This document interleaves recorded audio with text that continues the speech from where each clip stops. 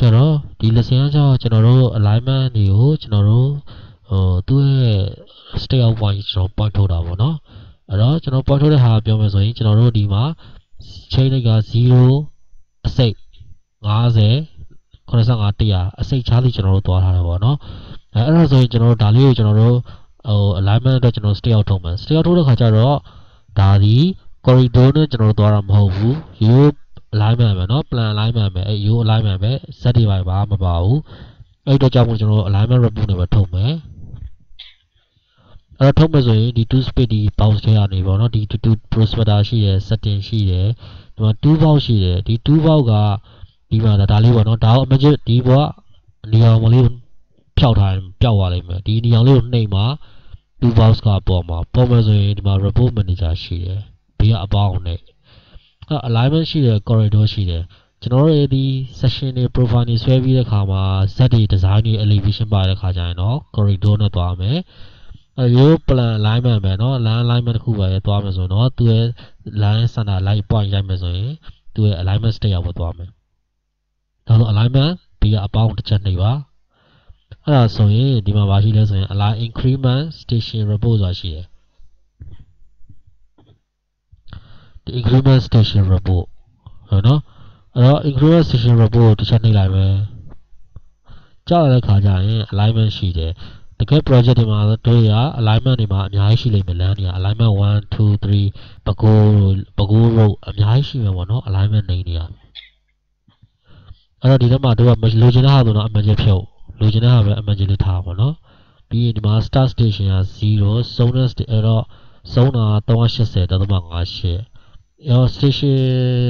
ကို increment ကိုဘယ်လောက်သွားခြင်းလဲကိုရီ station chain တိုင်းသွားခြင်းဆိုရင်တော့50ဟိုဒီတစ်ဖြက်စီသွားခြင်းတော့အစိမ့်ပေါ့နော်အဲ့တော့ဒီမှာ25ရိုက်ထည့်လို့ရတယ်0 25 50အဲ့လိုသွားမယ်နော်ပြီးမှာ create report ဆိုတစ်ချက်နှိပ်ပေးလိုက်ခဏပေါ်လာလိမ့်မယ်ခဏစောင့်နေ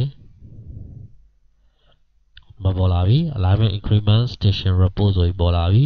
ပေါ်တဲ့ခါကျရင်ဒီမှာသွားတာကြည့်ပါ0 25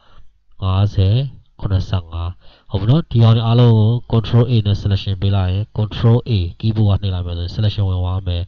နော် control A ပြီး copy ကူးမယ်ဆိုရင် right click မရဘူးဆို control copy ရရနော်အခု copy နှိပ်လိုက်လေရတယ် control C နှိပ်လိုက်လေရတယ်ရပြီပြီးတို့ရ Excel ကိုဖွင့်လိုက်ပါတော့ Excel ထဲမှာ paste ပြန်ချလိုက်မယ်ဆိုရင်တော့ဟိုဒီ alignment increment ဟာကိုတို့ရပြန်ပြီးပြန်စီလို့ရတယ်ပေါ့နော်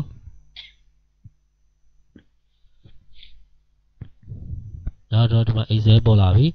Excel ပေါ်လာပြီဆိုရင်ဒီ control paste ပြန်ချလိုက်ပါတော့ control C control V နဲ့ချလိုက် control V နဲ့ချလိုက်ပါတော့အဲ့ဒါကတော့ဟိုပုံမှာရှိတဲ့ဟာအကုန်လုံးဒီမှာပြန်ပေါ်လာမယ်ပေါ့နော်ခဏဆောင်ပါ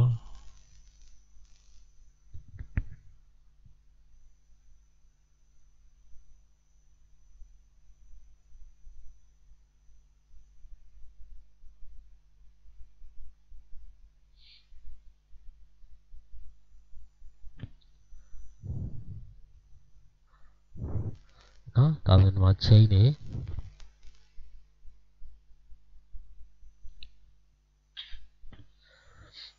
အဲ့ဆိုရင်ဒီမှာ station နေ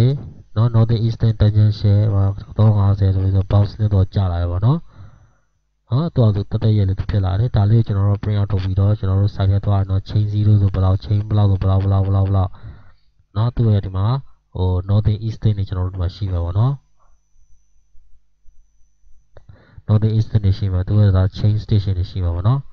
ကဲဒါလေးပါပဲဒါဆိုတော့ကျွန်တော်ဒါ alignment station report တည်ပါပြီเนาะအဲ့တော့ဒီပေါ်မှာ date တွေပေါ့ကိုပြင်မယ် alignment name တွေရေးမယ်เนาะ description range ကလောက် increment ကလောက်သွားပါတယ်နောက်ဒီမှာ company ဘာညာကုကတော့ကိုပြန်ရေး Excel ပြန်စီရမယ်ကိုဟုတ်ပြီเนาะဒါဆိုရင်အဆင်ပြေပါစေ